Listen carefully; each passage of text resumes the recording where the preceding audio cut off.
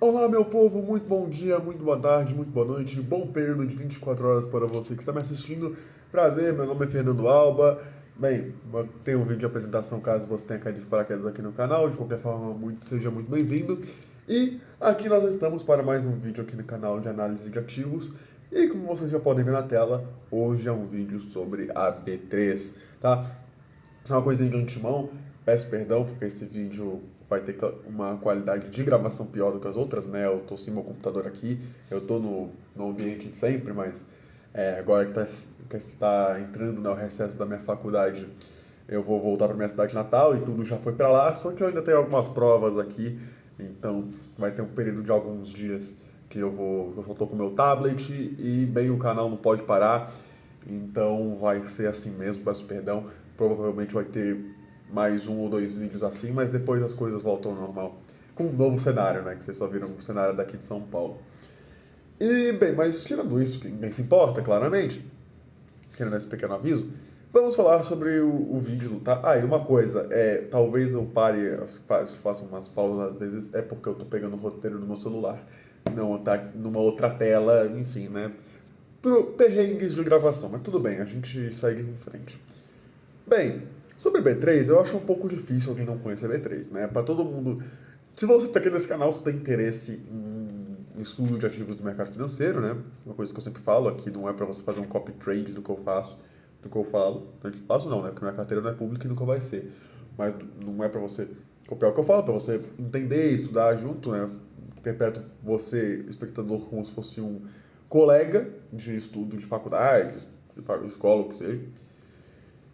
Mas, bem, se você está vendo aqui esse canal, você provavelmente investe na bolsa e dessa forma você tem algum registro junto à B3, né?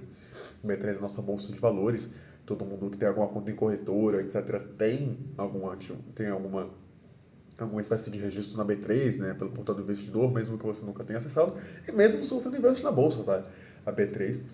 Muitas pessoas acham que ela só é a banca, né? Digamos assim. Mas não, ela tem frente em renda fixa, em intermediação, entre aspas, de registro para gravames de carro, para financiamento imobiliário. Ela tem atuação em diversos âmbitos, por conta das incorporações da BMF e da CETIP, mas a gente fala disso depois. Mas basicamente a B3 hoje, o que é a B3 hoje? Né? O B3, como tá, inclusive sempre deixo o roteirinho, eu pego o roteirinho daqui, né? Mas sempre tá na descrição dos vídeos, tá? Então, se você, depois de ver o vídeo, falar, putz, tem alguma coisa aqui de insight que o Fernando, eu falei que eu não peguei, qual será que é? Abre o roteirinho, tá? Que aí talvez você lembre do que eu falei aqui. Mas como tá no roteirinho, a B3, ela é uma... Nossa, meu olho decidiu coçar agora, beleza. Mas a B3 ela é uma empresa que é responsável pela infraestrutura de todo o mercado financeiro nacional, né? Ela ela é verticalizada, né? Então não é como se ela só, tipo... Ah, não, ela aborda um âmbito específico, como, por exemplo, as empresas listadas em bolsa, não. Ela verticaliza boa parte dos serviços do mercado financeiro brasileiro. Na questão jurídica, enfim, claro. Mais voltado para o que a gente está aqui, claro, claro, empréstimo, crédito também é questão de mercado financeiro, coisa que a B3 tem pouca entrada, mas enfim, vocês entenderam o que eu quis dizer. E aí, ela possui quatro seções de receita principais, né? Que são o listado, né? Vou pegar aqui do roteiro impresso, que é negociação e registro de ações, operações com contratos derivativos, né, que vem da BMF, instrumentos de renda variável, né, operações no geral. Isso é responsável por 61% da receita dela. Mas não é só isso. Ela também executa a operação da plataforma do Tesouro Direto e também estabelece registro de operações de renda fixa, né? Algumas operações de renda fixa dentre as trilhões que existem, sendo isso responsável por 17% da receita. Outro setor que também é 17% da receita dela é a infraestrutura para financiamento de dados, né? Em dados. Infraestrutura para financiamento de dados Cara, falei tudo errado, perdão, voltando. Fui misturar os roteirinhos, falei tudo errado, desculpa. Infraestrutura para financiamento é 4%. Da questão de gravamento de carro, né? Questão de imóveis também. E 17% é dados, tá? É, de plataformas com cotação de gráficos, etc. Toda essa logística, esse suporte tecnológico com dados, a B3 também tem, e isso faz parte de 17% da receita dela. Inclusive, a frente ela está se expandindo nesses últimos tempos, tá? Então, basicamente, o B3 é a empresa responsável pela infraestrutura do mercado financeiro brasileiro em geral, né? Renda fixa, renda variável, uma verticalização que inclui setor de empresas listadas, seção de balcão, né, com renda fixa, dados, né, nas suas multifacitudes, sei lá se essa palavra sequer existe, e na infraestrutura para financiamento, para contratos de financiamento de imóveis e gravações para veículos, tá? Enfim, vamos lá. Agora com essa, só para a gente saber assim, também tem o que está na tela, né, da parte do Fundamentei. Mais pequena introdução da cerca do que a empresa, a gente já consegue entender um pouco, melhor os números, né? Tem um pouco mais, assim, a gente consegue ver o que os números significam na prática, tá? Por isso que eu faço sempre essa introduçãozinha, depois a gente fala da tese como um todo, pra gente ver o que baseado nos números é verdade, o que é um pouco ali de exagero e etc, tá? Mas, enfim, antes de passar para os números, eu vou dar uma pequena passada por governança, mas é uma coisa assim muito básica, tá? A B3 é uma corporation, né? Não tem nenhum controlador majoritário, né? A grande maioria está no free float. Tem alguns fundos com uma participação relevante, mas nenhum chega a ser controlador, não se chega até um bloco de controladores, tá? Tanto até que zero controladores. O free float ele é bem alto, ó, já chegou a ser mais de 90%, hoje ele está na faixa dos 70 e poucos também, tranquilo, como a gente viu ali atrás. A remuneração é uma remuneração ali também um pouco até em linha, nada também que salta um pouco muito aos olhos. Esse 2017 teve um não recorrente, tá? Na questão de lucro líquido, a gente já vai entrar nesse ponto depois. Mas também nada de saltar aos olhos aqui, tá? É liquidez, né? Para você conseguir entrar na empresa, uma liquidez ridícula, de alta, né? Média de 34 mil negócios ao dia. No pior dia do ano, tá? A média aqui de pior dia do ano, 190 milhões negociados. Então, assim, você que é pequeno poupador, ou até mesmo você que é um grande fundo, você vai entrar com tranquilidade, porque tem dia que, tem dia que é um bi de negociação, de valor negociado, né? Então, claramente não vai ser um problema muito grande em questão de liquidez. Então, a corporation, altíssima liquidez, altíssimo float. E uma coisa interessante, tá? Sobre as ações emitidas, a gente já vai falar aqui. Tem uma estrutura um pouquinho peculiar, mas já vamos entrar. É bem fácil de explicar isso aqui, mas cada coisa ao seu tempo. Só que uma coisa que já começa a ficar interessante sobre a empresa é quando a gente vai aqui na cotação, mas para o valor de mercado da empresa, tá? Porque você fala, tá, mas Fernando, ok, essa é a evolução do valor de mercado da B3. Mas e do Enterprise Value, né? Que é o valor de mercado da empresa, mais as dívidas, que a gente consegue ter maior noção dos indicadores, né? Por exemplo, você não vai pegar um market cap EBITDA, você vai pegar um EV EBITDA. Qual a relação do EV pro market cap? Aqui a gente já consegue ver uma coisa bem interessante que vai se refletir nos números depois. O market cap ele está recorrentemente abaixo do valor de mercado, com raros momentos acima, enquanto acima muito pouco acima, mas no geral 99,9% do tempo abaixo. Basicamente arquitetada para ser dessa forma, tá? E isso diz uma coisa, né? Se o EV está abaixo do valor de mercado, é porque a empresa possui dívidas negativas, ou seja, ela não possui nenhuma alavancagem at all. Mas mais ou menos, porque ela possui dívida, mas não dívida líquida. Mas enfim, vamos entrar nesse mérito depois. Uma coisa também, agora indo um pouco para os números, né?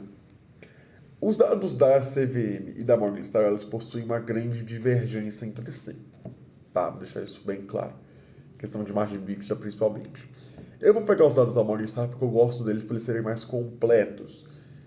Mas eles não são os dados mais fiéis. Quando você vai pegar o dado do balanço em si, ele vai estar mais fidedigno no da CVM.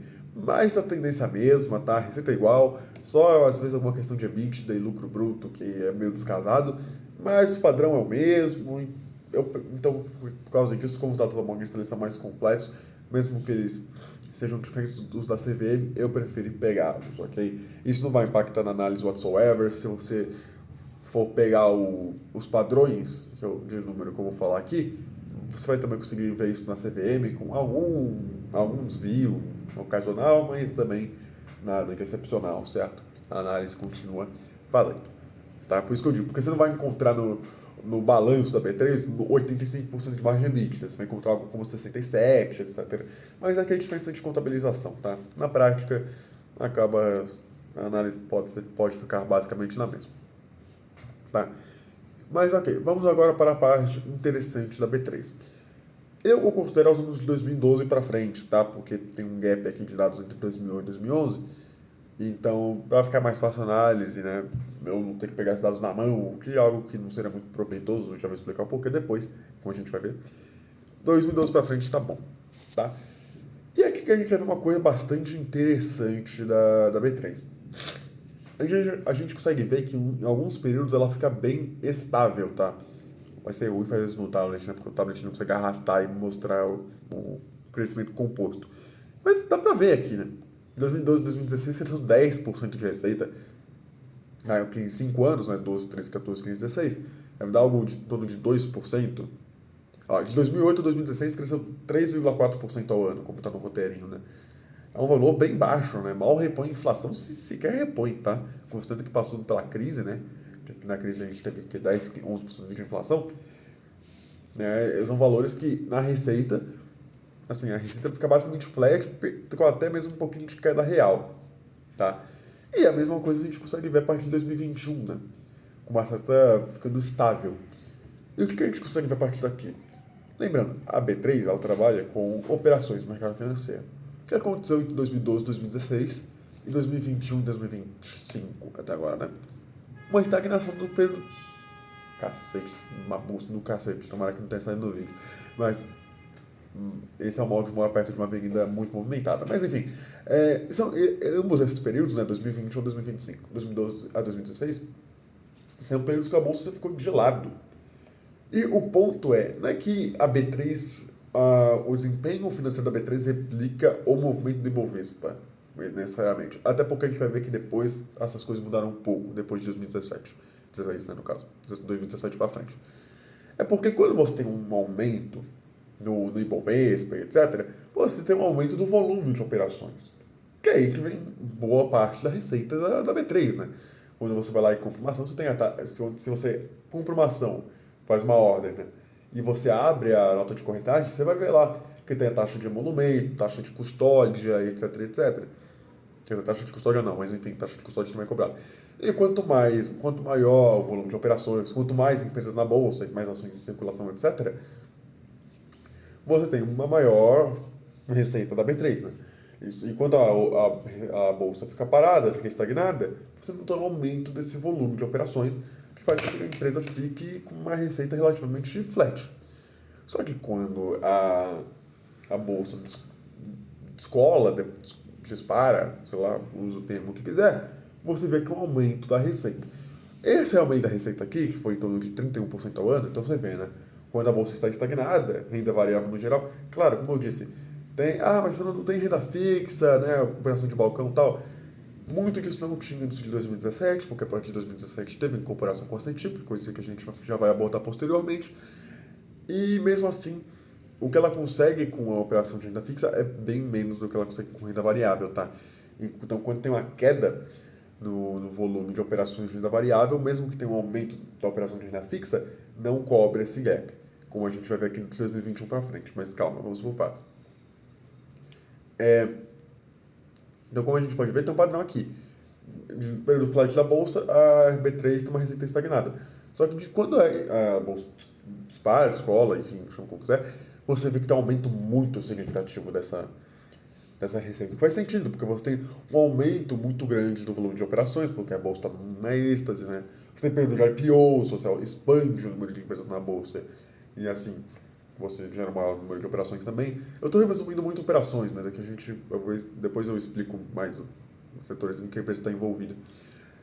E assim, a empresa descola bastante. Tudo bem, esse crescimento de 31%, como eu disse, é um pouco ilusório, porque na prática, parte disso aqui veio por conta da incorporação da CETIP pela B3, né? A CETIP era muito responsável pela operação de balcão, de renda fixa, né?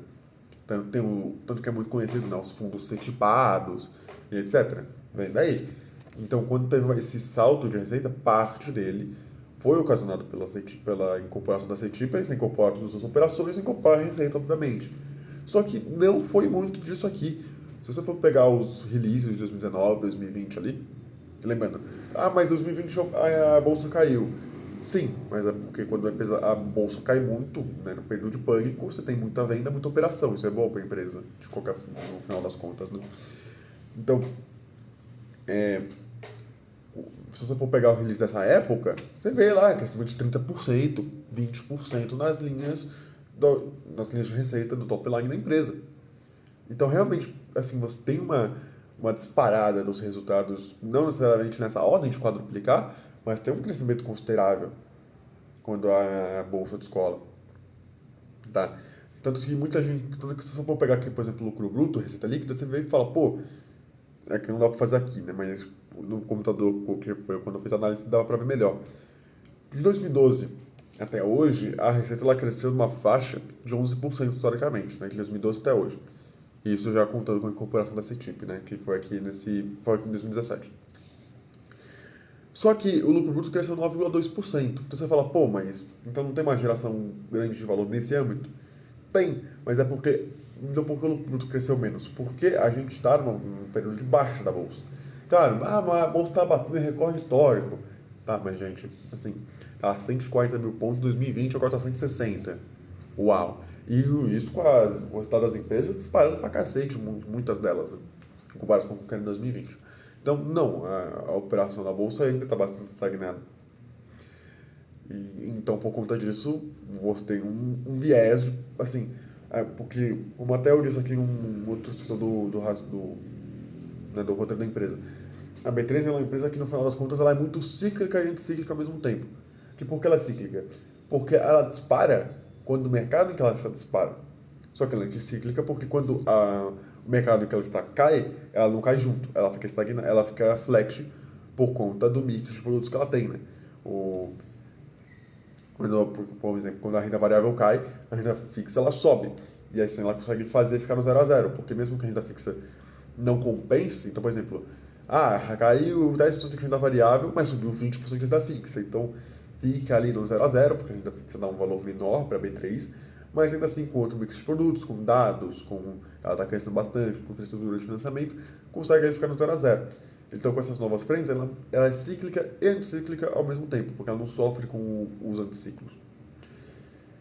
Mas cresce menos lucro obviamente porque a gente está no período de baixo.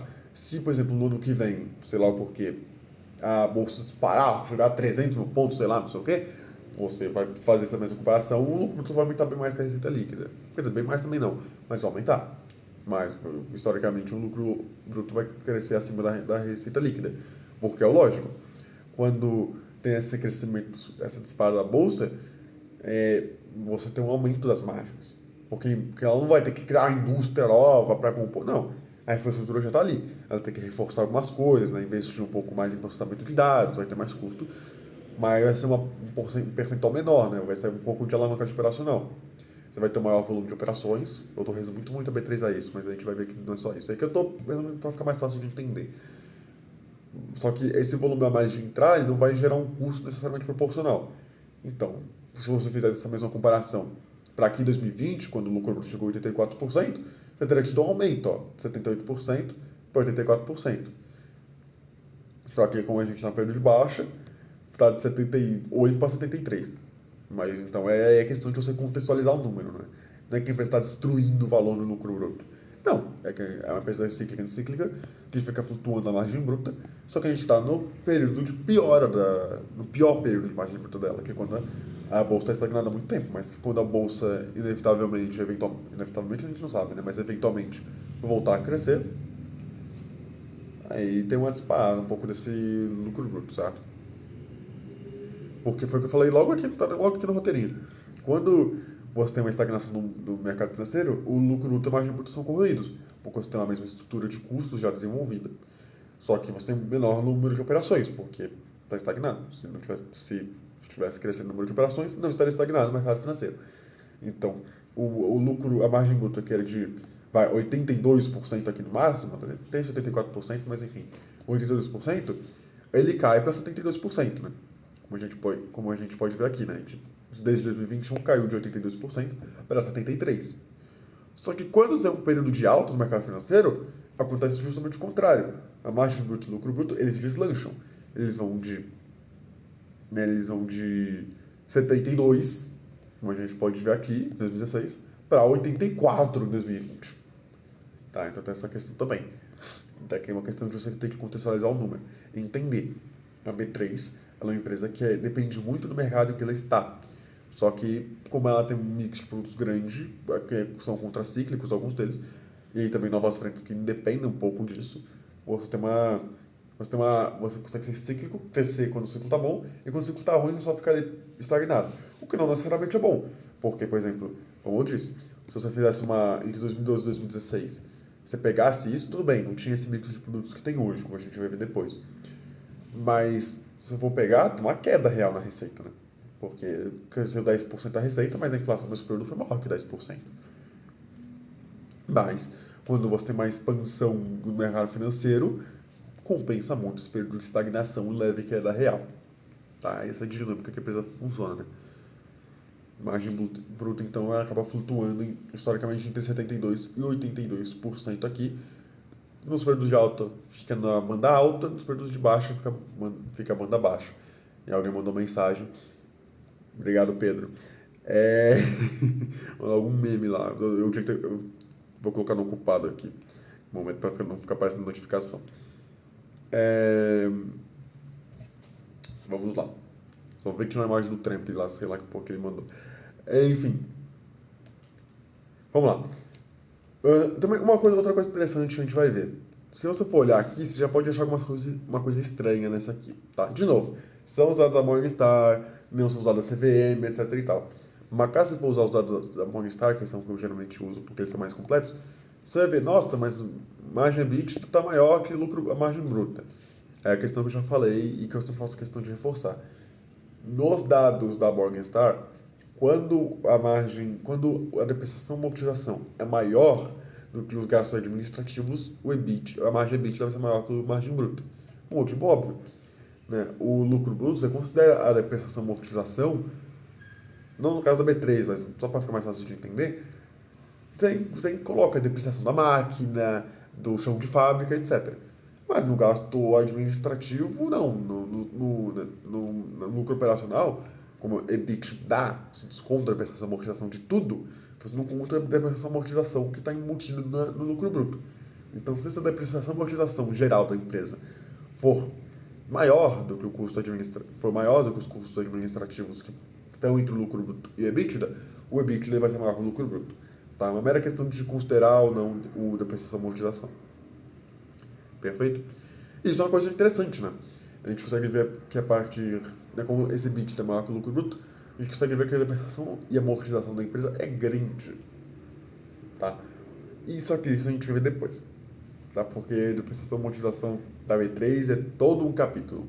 Tá? Que a gente vai entrar depois. Mas, que a gente vai encontrar daqui a pouquinho. Mas antes disso, para seguir a ordem do roteirinho, a dinâmica de corrosão que eu falei do lucro bruto, ela também se aplica ao EBITDA, tá? Tendo que, se você for ver, desde 2021, a margem operacional, né? A margem EBITDA, ela caiu, né, de 91% para 85%. Ou seja, estagna no mercado financeiro, margem bruta cai, margem operacional, né, margem EBITDA, também cai. E, né, tanto que se você for ver aqui, né, o EBITDA em si, ele cresceu muito pouco, né? Enquanto a receita líquida cresceu 1,9% ao ano, a EBITDA subiu 0,44% ao ano. E isso sobre os dados da Morningstar. Se você for pegar os dados da CVM, teve uma queda, tipo, de fato. Deixa eu pegar aqui, para mostrar para vocês. Se você for pegar aqui, a CVM em si, ó, caiu, ó, foi de 7,3 bilhões para 6,8. Então, a EBITDA está também vulnerável a isso do lucro bruto. Mas isso é uma coisa ruim? Não, necessariamente. Porque, assim, você pode ter empresas que as vantagens competitivas delas, que elas consigam se impor além dos mercados que a empresa está, né? Você pode ter uma empresa que não, o mercado pode estar ruim, pode estar bom, a macroeconomia pode estar uma maravilha, pode estar uma porcaria, mas a empresa ela vai ter uma vantagem competitiva tão forte que ela vai prosperar mesmo nesse cenário adverso. Então ela vai conseguir se valer mesmo nesse cenário adverso. Se esse for o seu caso, Ok, talvez possa enxergar isso como uma coisa ruim. Mas a gente tem que lembrar, a B3 é a líder, basicamente um monopolista do mercado em que ela está. Então, naturalmente, ela não vai ter essa vantagem competitiva. Mas qual a vantagem competitiva dela? Ser a líder monopolista. A partir... Não só, né, mas uma delas. E com a partir disso, ela consegue colocar outras vantagens competitivas, como a verticalização do mercado financeiro nela mesma, novas frentes, etc., que a gente vai falar na tese. Tá? Então, é uma questão muito de perfil. A B3, por exemplo, fazendo uma comparação com a Track and Field, que eu já fiz um vídeo, assim, na minha concepção, pelo menos, como vocês até puderam ver um spoiler ali na quantidade de estrelas que eu dei para a empresa, eu acho tanto a B3 quanto a Track and Field boas empresas. Só que entra uma questão muito, de novo, isso não é uma recomendação de investimento, até porque para mim é uma questão muito de perfil de investidor. Um investidor que tem um perfil mais dinâmico, mais agressivo, etc., vai preferir uma Track and Field, porque vai achar que o modelo de crescimento dela é mais, né, consegue imprimir melhor suas vantagens competitivas e crescer mais. Mas alguém mais conservador, ali, B3, talvez o cara goste bastante, porque é isso. Meu, quando tá ruim, tá ali, sem tranquilos, basicamente sem riscos, entre um trilhão de aspas, né? Até porque a gente vai ver que tem um risco de cristal bem grande, mas bem grande também é exagero, mas a gente vai ver. Bem grande é bem exagero. Mas a gente vai ver isso depois. Mas quando as coisas estão bem, nem é muito bem também. Então, essa é uma coisa. Você pode falar de custo de oportunidade, né? Pô, mas está estagnado há 5 anos. 5 anos eu poderia ter investido em outras coisas. Claro, tem esse perfil, né? Mas a gente não tem que olhar para isso, né? A gente tem que ser sócio de grandes negócios, né? Pelo menos na minha visão de buy and hold. Então, essa questão de custo de oportunidade não é o que você deve pensar. Ah, mas eu poderia ter investido na renda fixa. Não é esse o ponto. Mas, se o seu perfil de investimento é mais conservador, isso talvez seja uma coisa ruim. Porque, beleza, fica flat ali, com forte perfil de geração de caixa, como a gente vai ver. Aí, quando cresce, catapulta e, ok, interessante. Não é à toa que mesmo com o crescimento tímido nos últimos 5 anos, né, basicamente, sei lá, menos que a inflação, você vai ver a cotação e teve um crescimento de tipo 18% ao ano. Isso aqui eu não gosto desse tipo de análise porque a gente não tem que fazer análise de retrovisor e análise de cotação de empresa, porque cotação de empresa depende do mundo do mercado. Então isso aqui não quer dizer nada necessariamente. Mas a gente vê, mas por que eu estou trazendo isso aqui? Porque esse crescimento está acompanhado dos fundamentos. Não necessariamente proporcionalmente, mas está. Então, para um cara conservador, capaz de falar, não, eu aceito ficar ali meio estagnado, mas depois, quando cresce, cresce bem. Aí, quando fica estagnado, ó, beleza, fica aqui, mas, cara, dificilmente vou perder dinheiro, né? O cara que tem essa visão mais de, bem aguerrida ao patrimônio, assim, tá? Voltando lá. Então, é uma questão de perfil, como eu disse. Tá? Só que aí essa é uma coisa que a gente tem que falar também. Porque você fala, tá, mas o EBIT está estagnado há 5 anos, né? Ou caindo, como nos dados da CVM. Mas então isso não é uma coisa negativa, mesmo que, compense depois. Tá, mas isso não é uma coisa que, tipo, se a gente for fazer uma análise mais de curto prazo, é negativa? Também não necessariamente. Por um motivo muito simples. A B3, ela possui 8 bilhões de EBITDA. Né? Ela tem um EBITDA crescente aqui e tá já estagnada a 8 bilhões, etc. Só que, assim, esse resultado financeiro, só uma coisa, tá? Resultado financeiro ignora, tá? Porque aqui é só um dado errado da Morningstar mesmo, não sei muito bem o que acontece.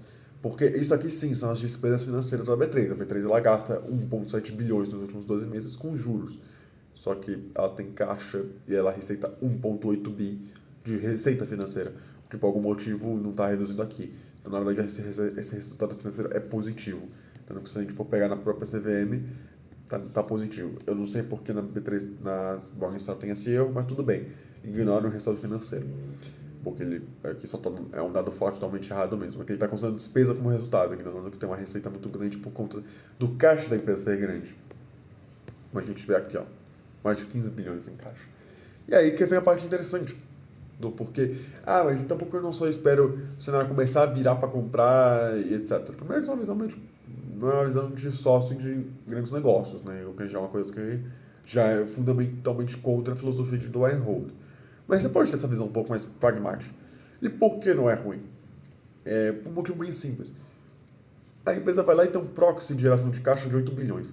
Eu poderia ter colocado isso aqui na FCO, né? Ela gera 4 bilhões de caixa, só que você pode ver que é um pouco irregular.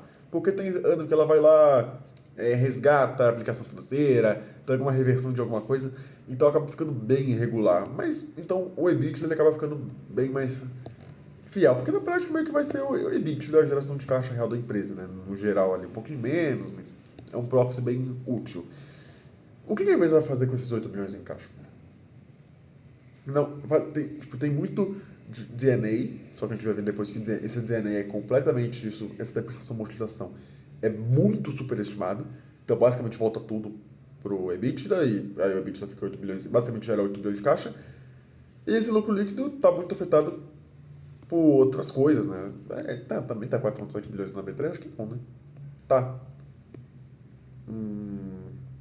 Porque aqui tá com uma coisa estranha. Enfim, vamos voltar aqui pro lado da CVM, vai, sei lá, a Morningstar. Ela gera 7 bilhões de EBITDA. Só que ela não tem muitos custos além do EBITDA, ela não tem custo financeiro. Esse DNA é superestimado, se a gente for ver o CAPEX. O CAPEX é muito abaixo da depreciação e amortização. A depreciação e amortização é completamente superestimada, então ela não tem que recuperar isso nem nada. Então, basicamente, esses 6,7 bi, vai 6, 7 bi, eles vão direto pro caixa da empresa. O que a empresa faz com isso? Ela poderia tentar investir para crescer muito, só que nem tem muita oportunidade para ela investir 7 bilhões em crescer. Quer dizer, comprar a CETIP, comprar a BBF, mas não é todo dia que você vai comprar a CETIP, né? A CETIP é uma, a BBF é uma. Ela até vai, às vezes, compra alguma controlada, né? Comprou duas lá, quase com o Eng, já esqueci. Mas beleza, tipo, ela não vai conseguir investir 7 bilhões para crescer. Porque é uma empresa cíclica que é cíclica, foi tudo aquilo que eu falei. Ela depende muito do mercado dela, ela consegue crescer para umas outras áreas, complementar essa verticalização dela, mas não 100 bi por ano. Então o que ela faz com esse dinheiro? Que vai direto para o fluxo de caixa, basicamente. Ela recompra. Ela paga em dividendo. Então, é uma empresa que paga bastante dividendo. E é uma empresa que recompra muito. Aí que a gente volta para o que eu falei mais cedo. Vou pegar aqui as ações emitidas, basicamente isso. Até 2017 estava aqui, aí teve a incorporação da CETIP, né, aumentou a base acionária, só que desde então, com esse case de geração, como assim, ela não consegue aumentar o lucro muito, porque ela está no contraciclo do mercado dela, apesar de, por causa disso, ela não decai, ela só fica flat, ela pega o dinheiro, o EBITDA que ela gera, porque ela é uma empresa altamente lucrativa, então ela tem uma geração de caixa muito forte, uma coisa não necessariamente leva a outra, mas enfim. E ela vai lá e recompra. Reduz base acionária. Tanto que hoje está menos do que antes da incorporação da CETIP. E o que isso faz na prática? Faz com que você olhe e fale, nossa, mas o EBITDA, não vou considerar lucro líquido porque a depreciação e amortização é bem superestimado. Nossa, mas o EBITDA está estagnado. Né? Ele está estagnado, vai em leve queda, mas enfim. Ele está estagnado há 5 anos. Só que se você fizer essa divisão por ação, é uma história diferente. Tanto que foi o que eu notei aqui no roteiro. Cadê? Tá uma parte aqui, você pode estar mais para baixo. Eu acho que eu não coloquei isso no roteirinho, vou adicionar quando eu fizer o upload pro YouTube. Mas se você for pegar, tipo, o lucro líquido da empresa aumentou. Cadê aqui? Aqui, ó. Achei, tá aqui no roteiro impresso. O lucro líquido, ele cresce 3,2% ao ano desde 2021, se você pegar o lucro líquido. Que, de novo, tá longe de ser o melhor proxy, porque tem depreciação, amortização, etc. Mas só para pegar um indicador consolidado, o lucro líquido ele cresce 3,2% ao ano desde 2021. Só que por conta das recompras, esse lucro por ação, ele cresce 6,5%. E ainda tem os dividendos. Então, por conta disso, mesmo quando a empresa está meio de lado, ela consegue gerar valor a partir daí.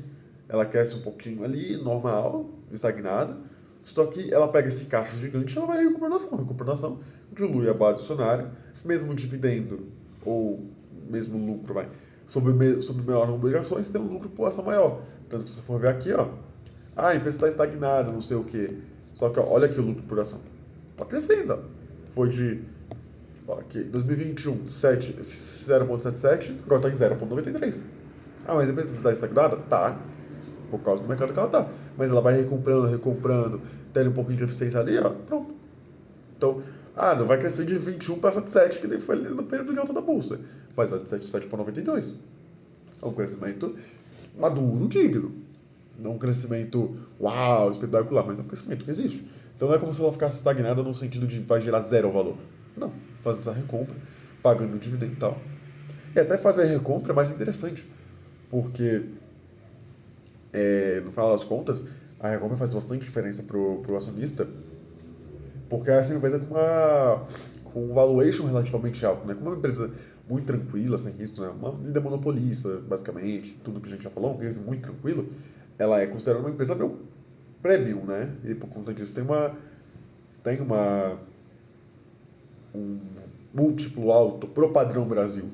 Né? Você vê aqui, você pega um EV/EBITDA, é que o preço do EBITDA até é relevante, é eficiente, mas você pega um EV/EBITDA, tá a faixa de 11. 11 de EV/EBITDA não é nenhum absurdo, tá? Nenhum absurdo. Mas pro padrão Brasil é um múltiplo relativamente alto, tá? Mas a Recopa ela consegue fazer esse múltiplo ficar ali, só que sobrar mais para a acionista no final das contas.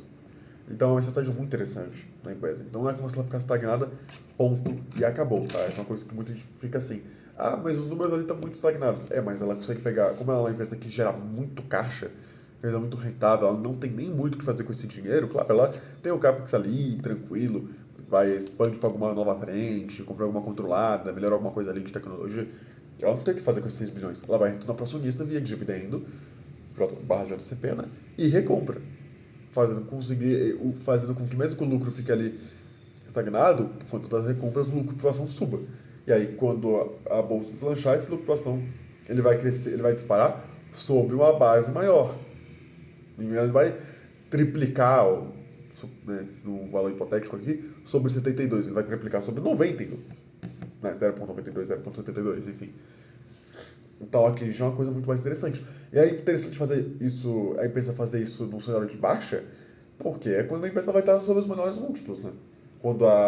Se a bolsa eventualmente disparar, né, obviamente ela vai junto, a própria ação da bolsa, vai estar sobre múltiplos maiores. Então vai ser uma recompra menos eficiente, mais cara. Só que se ela fazendo isso com a empresa estando nos menores múltiplos por conta da empresa estar de lado, ela vai fazer com que se propulsione essa geração de valor quando a bolsa eventualmente, possivelmente, etc. deslanche. Eu falo eventualmente porque na minha concepção a bolsa do Brasil está muito descolada, né? A pessoa acha que o Brasil vai acabar, que a gente vai entrar numa moratória, sei lá. Então tem um descolamento bem grande da realidade do que o pessoal está falando. Não que isso signifique que o Brasil está mil maravilhas, tá? Mas, a partir disso, essa estratégia de recompra é mais inteligente até do que dividendo propriamente dito. Porque vai propulsionar a base do ganho no futuro para o acionista na geração de valor. Tá? E falando agora da prestação de amortização, né? Já falando um pouco de como essa recompra é muito interessante, né? Propulsiona a base da geração de valor no ciclo de alta. Porque, então você fala, mas Fernando, tá, mas tem EBITDA, vamos olhar da CVM, tá melhor os dados do EBITDA. O EBITDA, 6,7 bi. Mas não tem esse layout muito grande aqui? Então, muito dela você pode ignorar. E aqui vai ser bem simples de explicar, tá? Você vê que tem uma depreciação de amortização muito grande depois de 2016, né? 2016 era 98 milhões, aí ela foi para 1 bi. Que porcaria é essa? Foi com o passado da CETIP. Né? A B3 incorporou a CETIP na sua estrutura acionária, com um valor de cerca de 6 bilhões de reais, eu acho. E depois também que eu não pego muitos valores, por isso que o número de 2015 está muito errado, tá? Se você for ver. Essa é uma coisa que você tem que ficar de olho. Nossa, 2015, olha isso. Não foi 2015, foi algum desses anos, tá? Porque teve um ano que ela teve que reconhecer um impairment da Bovespa de 1,6 bi aí. Por isso que eu não peguei muitos dados de 2016 aqui para alguma outra análise que eu poderia ter feito. Porque tem 2 anos aqui que tem não recorrente. Mas enfim, por que a depreciação de amortização subiu tanto aqui?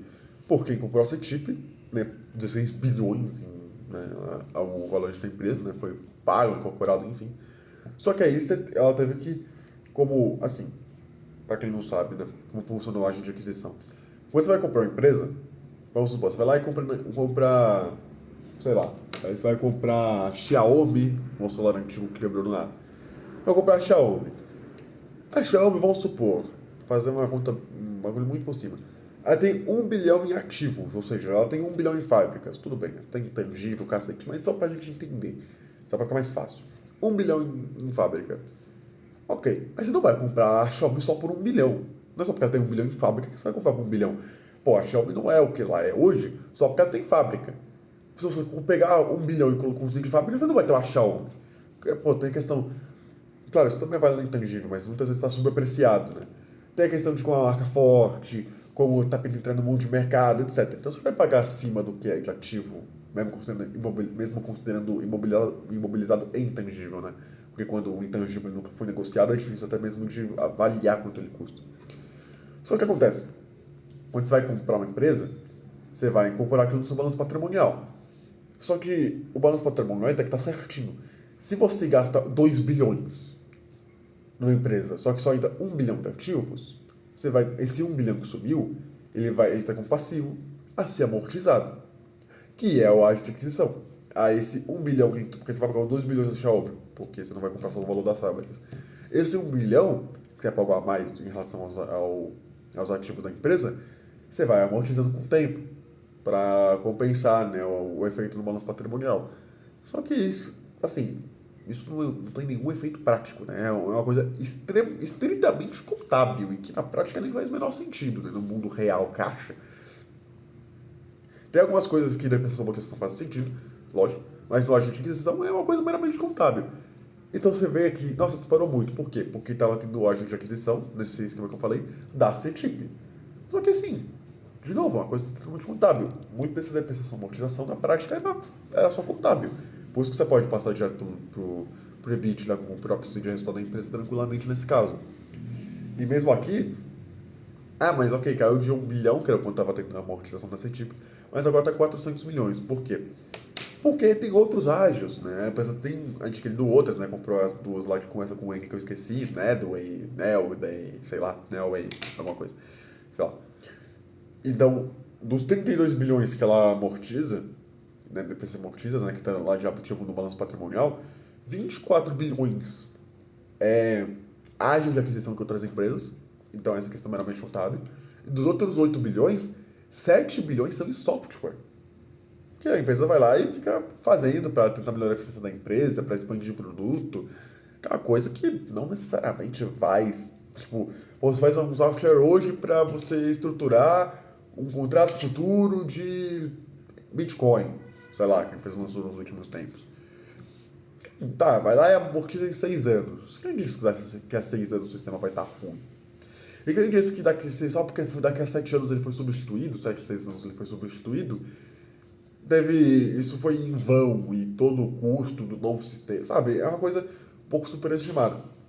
Só um dos 32 bilhões são coisas que fazem um pouco mais de sentido você depreciar.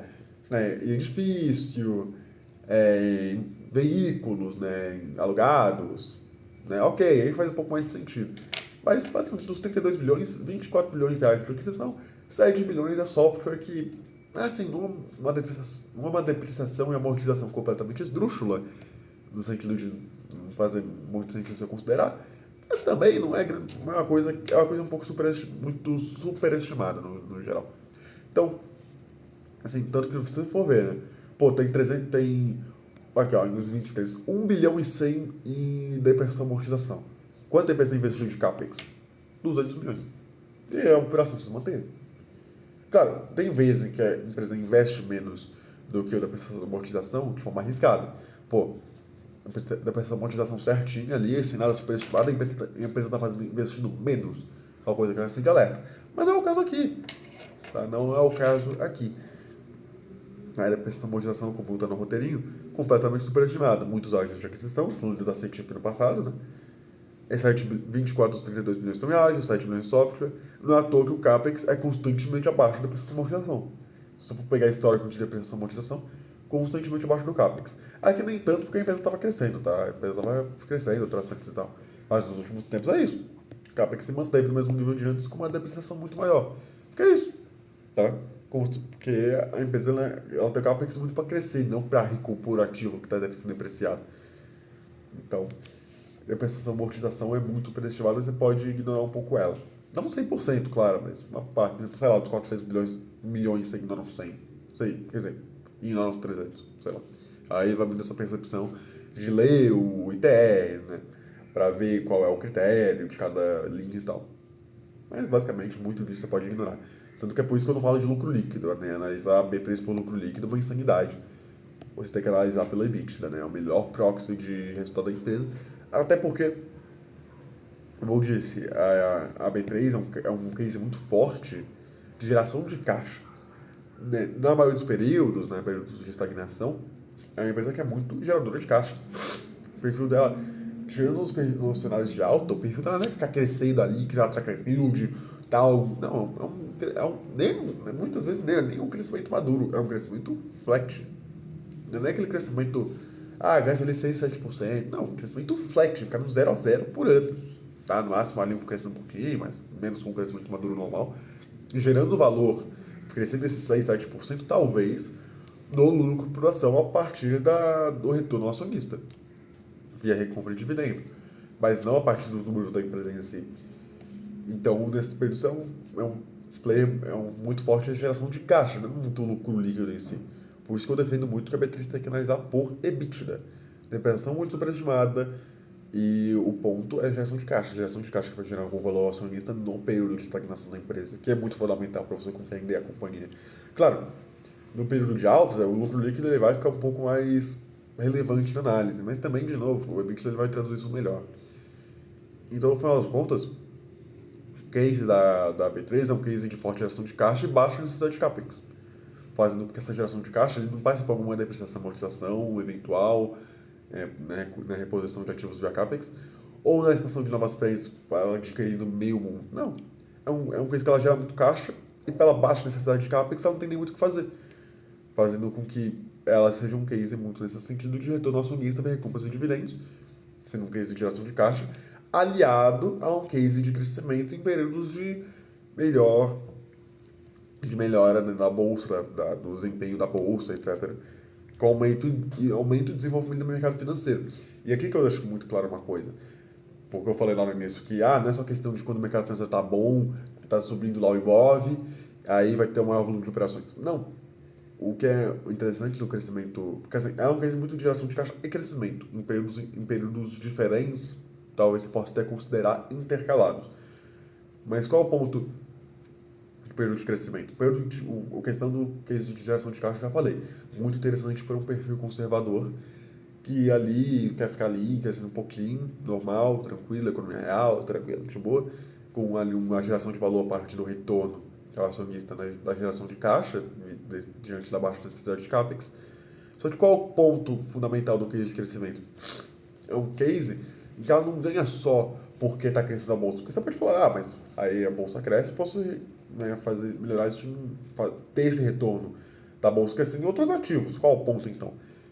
Primeiro, a gente tem que lembrar que ela não opera só, né, taxa de negociação, taxa de emolumentos e outras coisas de negociação de ações.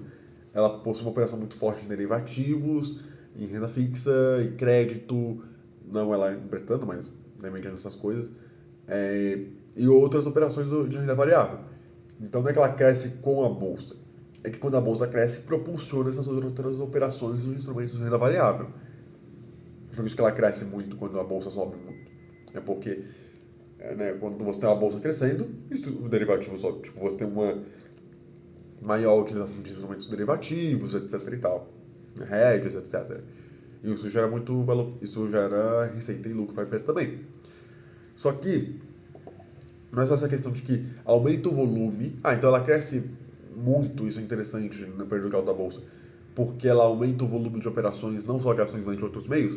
Não, é porque ela aumenta, porque quando o mercado financeiro ele aumenta, né, a bolsa ela sobe, numa expressão mais popular, não é que o mercado financeiro aumenta, ele se desenvolve também. Tem novos produtos, né, a B3, por exemplo, como ela tem investido em empresas de dados e tal, ela consegue se expandir em novas frentes, verticalizando ainda mais o mercado financeiro, dando mais opções para o mercado financeiro. Então, o case de crescimento dela não é só, subiu a bolsa, ganhar mais com taxas da B3, etc. Não, é que com uma operação da bolsa, e com a bolsa subindo, ela consegue mais taxa de negociação de operações de renda variável, mas não só de ações, mas ela também consegue um maior volume, não só das taxas com ações, e com mais empresas, que aí é mais ações ainda, mas também com outros instrumentos de renda variável, e também soma isso, ela aumentar o volume de operações, enfim, o volume de receita em outras frentes vinculadas a isso, como dados, tecnologia.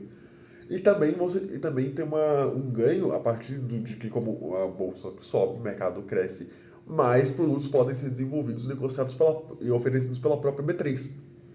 Então, o crescimento com base no aumento de volume de operações de ações, o volume de operações de ações, mas também de outros instrumentos de renda variável, de outras frentes do mercado financeiro, como dados, analytics, e com o desenvolvimento do mercado financeiro, você tem maior número de produtos, né, que geram ainda mais taxas, né, para a B3. Então a receita ela cresce não só a partir desse primeiro leque, que é o principal, né, quando você vê a empresa de primeira, que é as ações, né, aumento do volume de negociação de ações. Não, é também de outros instrumentos de renda fixa, é, de renda variável, perdão, outras trades que ela investe, como tecnologia de dados que ela investe justamente nesses períodos de contraciclo. E, por último, mas não menos importante, a questão de desenvolvimento de mercado financeiro, novos produtos que ela oferece, assim, gera ainda maior receita. Como ela tem feito, por exemplo, com esses contratos que ela tem oferecido, né? Se você for ver o release, ela fala isso claramente, os contratos futuros com Bitcoin, Solana, Ethereum, outras criptomoedas. Né? Porque, nesse caso, a bolsa nem está em alta, mas ela consegue oferecer novos produtos com esse desenvolvimento do mercado financeiro que, em períodos de alta, exponencializado ainda mais. Tá? Então, esse é o case da B3 que a gente pode ver nos números, mas a gente vai ver mais coisa na tese em si. Indo pro TR, a ITR, eu nem sei se eu vou abrir aqui, talvez eu abra só por uma questão de. Eu acho que nem vou abrir, porque são poucas coisas se vê no ITR, tá? A B3 acaba sendo uma empresa de análise muito simples de bolsa de ativos financeiros. Então acho que eu nem vou falar muito aqui, porque eu nem anotei muita coisa, e das coisas que eu anotei eu posso falar aqui sem grandes problemas. Uma coisa que salta aos olhos, como eu disse, foi que boa parte do ativo da empresa está intangível, né?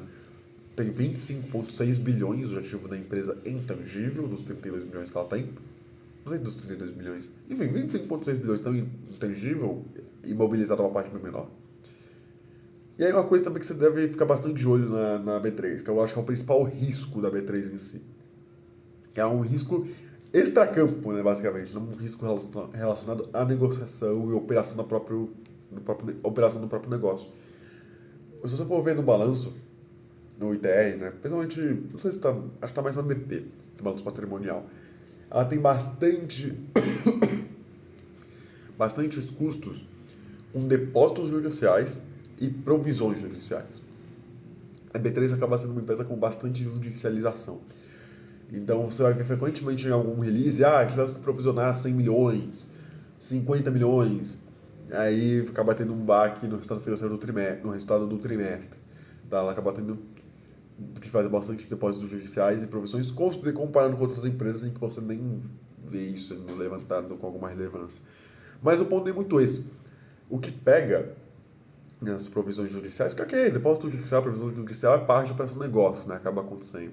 Apesar de ser um pouco além do normal na B3, mas também é uma empresa com muita visibilidade.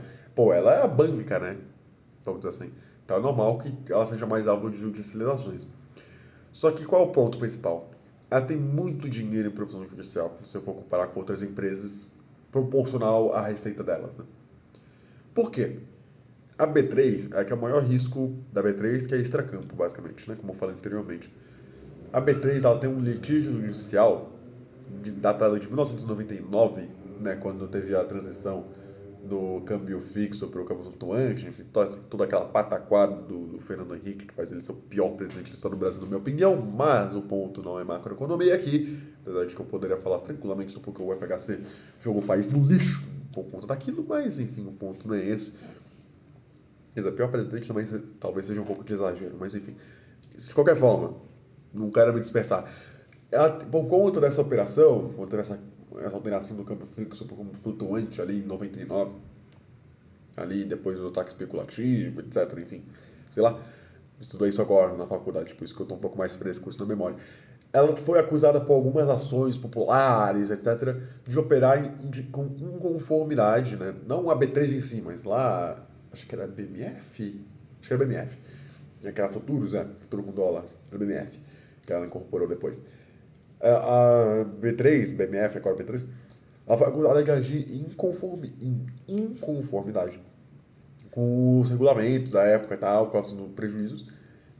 E por isso tem alguns litígios correndo contra ela a respeito disso, que juntos são 45 bilhões, que está contabilizado lá como perda possível, não provável, mas também não é remoto. Tá? Então é uma perda considerada de risco possível de ser executada. Se você for abrir o ITR, tem páginas e páginas detalhando toda a história, todas as atualizações, tá? Daí, nesse caso, tem na apresentação institucional eles falando de cada passo, como eles têm conseguido algumas vitórias, etc, né? E tal. Mas você vai ver isso e fala, nossa, por que tem bastante promoção judicial? Por causa disso, tem um processo em que se a B3 perder, em última instância, ela vai ter que desembolsar 45 bilhões de reais. Claro, no final das contas ela não vai desembolsar isso, né? Sempre tem negociação, parcelamento, etc, né? Mas de qualquer forma, isso é algo muito relevante. É quase 8 vezes o EBITDA, é quase 7, 8 vezes o EBITDA, né? Então, esse é um fator muito importante quando você vê o ITR. Tá? Essa questão de que tem um litígio de 45 bilhões e crescendo, né, com juros correção monetária todo ano, nas provisões judiciais, depois que a provisão judicial é alta, tá? Mas, enfim, esse é um risco do negócio, é uma coisa que você deve pesar, aí você dá o peso que você quiser, sinceramente. Eu não colocaria um peso muito grande nisso, porque cara, sempre tem sempre tem, quase sempre, né, para não me complicar, quase sempre tem, eles têm tido algumas vitórias significativas em alguns âmbitos, âmbitos fora também de outros processos, né, teve 2 processos que a B3 estava sofrendo por inconsistência fiscal, né? A B3 estava falando que ela tinha que pagar, que a B3 tinha que pagar mais imposto. A B3 foi lá e conseguiu que em 2 desses exercícios que estavam sendo contestados ela ganhasse sem capacidade de recurso na segunda instância, sei lá. Não sei muito como funciona. Mas então você tem que ficar de olho nisso, é uma coisa para ser acompanhada de perto. Se você gostou do case da B3, é uma coisa que você deve ficar bastante de olho. Tá? Porque ó, se ela perder o processo, aí é um baque considerável. Tá? Essa é uma coisa que você mais fica esperto quando você vê a ITR. E por isso eu sempre recomendo, se você estiver interessado em investir na B3, abre o ITR e dá uma boa lida naquilo. É bastante importante para você entender. Bem, outras coisas do ITR.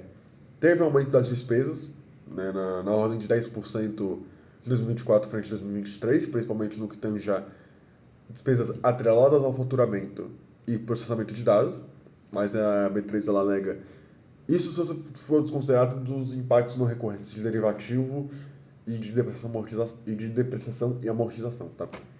Mas isso porque a empresa falou que é para desenvolver novos projetos, né? Para diversificar receitas, né? Parte disso é por conta do reajuste que o pessoal normal que sempre tem. Parte também a empresa alega para diversificar a receita, né? Criando outros produtos e tal. Processamento de dados faz muito sentido com essa frente que a empresa tá querendo crescer de tecnologia, dados e serviços, que faz muito sentido com a aquisição que ela fez com a. Né, esqueci de. Aquelas 2 empresas com N lá. Se você for analisar, se você for pegar. Vamos pegar aqui o bagulho rapidinho. Ó, site de RI, vamos lá, porque eu tô ficando um pouco possesso que eu não tô lembrando. Legal, fechei o site sem querer. Eu não me acostumo com tablet. Vamos pra cá. Não, serviços aos investidores, apresentação institucional da B3. Ela mostra lá Nelway e Neurotech. Nelway e Neurotech. Que são 2 empresas que estão nesse ramo de informação de tecnologia, dados, serviços e etc. Então, enfim, mas é uma coisa para ficar de olho, né? Se ficar crescendo 10% ao ano o tempo todo com receita estagnada, aí já fica meio de olho. Mas ok, vamos desenvolver produto, é um 10% mais ocasional, ok, tranquilo. Né? O EBITDA, no final das contas, não teve um impacto muito grande, né, de qualquer forma. Mas é uma coisa para ficar de olho, né? Se a empresa cresce muitos custos nesse período de estagnação, depois cresceu e aumentou muito o lucro, só que cresceu numa base menor porque você aumentou as despesas quando não deveria. Então, controle de despesas também é importante numa empresa dessa, porque mesmo quando catapulta, que não é uma catapulta tão grande quanto a gente viu de 2016 para 2021, porque nesse período teve a recuperação da CETIP, Não adianta ser, nós estamos crescendo 30% ao ano por 3 anos, tá, mas você cresceu 10% ao ano por 5 anos nas despesas, aí também não adianta. Tem que ficar de olho nisso. Mas se esse aumento de despesas vier acompanhado de crescimento de receita, né, com novos produtos, como a empresa alega que tá gastando mais justamente para ter isso, aí também não é muito um problema, tá? A não ser que essas receitas venham desacompanhadas de alguma lucratividade. Mas aí é normal de qualquer empresa, né? Você tem que olhar isso com qualquer empresa. Enfim, também surgiu um baixo contas a receber lá no balanço patrimonial, que eu não consegui muito entender, mas é um valor muito baixo, então eu acho que eu só não consegui encontrar a informação do porquê, porque eu sou meio idiota mesmo, com todo respeito também mesmo. Então, mas enfim, valor muito baixo, tipo 80 milhões. Pô, pensa, a receita é 10, 11 bi. E ainda, tipo, é um contas a receber a vencer, nem vencido. Então, só se tipo, crescer muito, muito mesmo, antes era zero, né? Agora tá 80 milhões. Se crescer num ritmo bizarro, aí talvez, mas por enquanto só para você lembrar que existe quando você for ver o próximo ITR. Bem, agora falando um pouco da tese em si, né? Talvez até mostre um pouco a apresentação institucional. É que você vê, né? Como aquela Bovespa, BMF, CETIP, a EB3 incorporou tudo, né? Basicamente. É só da combinação entre BMF, Bovespa e CETIP criou a B3, etc e tal. Aqui, sinceramente, tem muitas coisas. Ó. Você pode ver aqui a segmentação de receitas, né? Aquela segmentação de receitas diferente da que eu falei. Mas é que eu achei um pouco mais elucidativa, por isso que eu coloquei a que eu coloquei. Mas, basicamente, a tese da B3 é que ela vai ser uma estrutura, além do case de crescimento e geração de caixa, que é muito importante entender. Tá? A tese em si do negócio é que ela é uma empresa que oferece uma infraestrutura verticalizada do mercado financeiro, né? Após essa incorporação da BMF, da CETIP e da Bovespa. Tem essa segmentação de receitas que eu falei antes, né? Você pode segmentar entre tanto listado, balcão, infraestrutura para financiamento, tecnologia, dados e serviços, com essas 4 aqui, tá? Mercados, né, que aí você vai incorporar balcão aqui, a renda fixa, crédito, derivativos, renda variável e etc. As soluções de mercado, soluções para o mercado de capitais, com dados, com cotações, dashboards, emissão e cancelamento de PDRs, listagem, né, você ganha com listagem, com follow-on, IPO, OPA, tal. Soluções analíticas de dados, com gestão de gravamento e registro de contratos, plataformas de dados analíticos, né, que essa aqui é a seção que a empresa está crescendo muito, né, com a Neoway Neurotech, 10% aqui, no meu 17%, né, porque eu coloco tecnologia, dados e serviços. Aqui é basicamente essa minha seção, eu estou pegando fundamentei, tá, não sou o dono, eu estou pegando só do que está aqui, que eu acho uma segmentação que é mais fácil de entender. E aqui, a outra forma, também tecnologia de plataformas, que aí tem essas aqui, tá? Aí, a tese principal, né? Ela é monopolista, com tudo aquilo que eu já falei de crescimento, quando eu falei de geração de caixa de crescimento. Mas tem algumas, né? Porque então... mas depende da bolsa crescer, porque a bolsa cresceria. Pode ver só, você vê aqui, ó.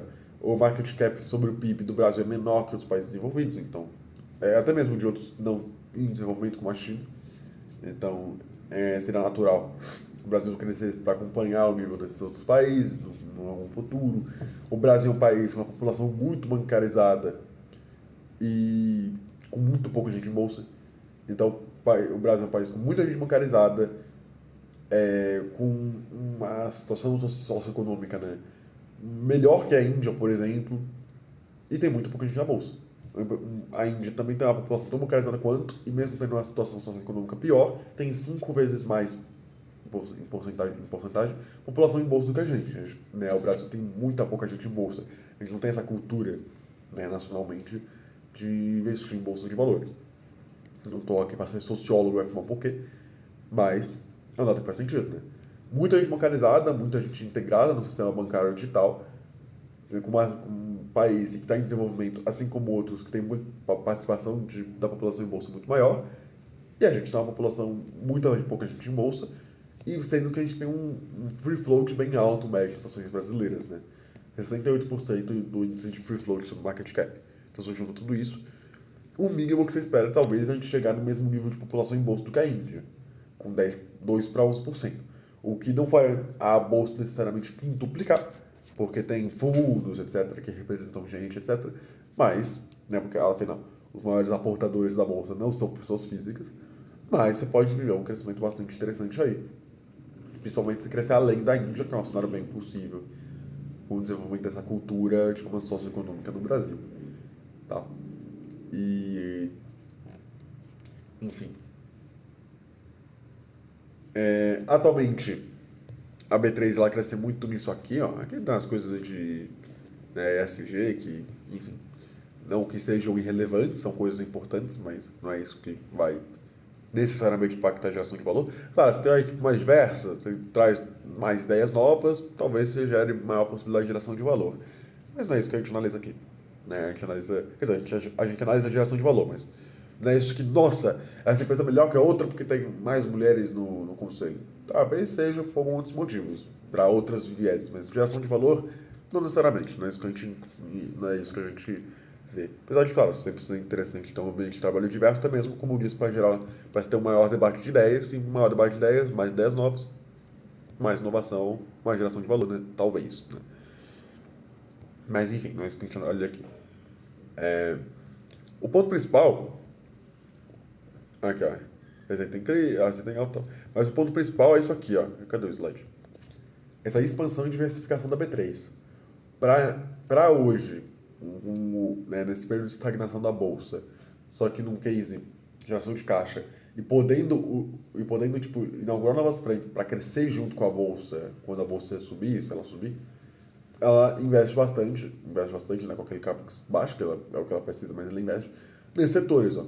Ela está focando bastante em expandir dados analytics e serviços de tecnologia de plataforma, justamente para integralizar mais a verticalização do mercado financeiro lá mesmo.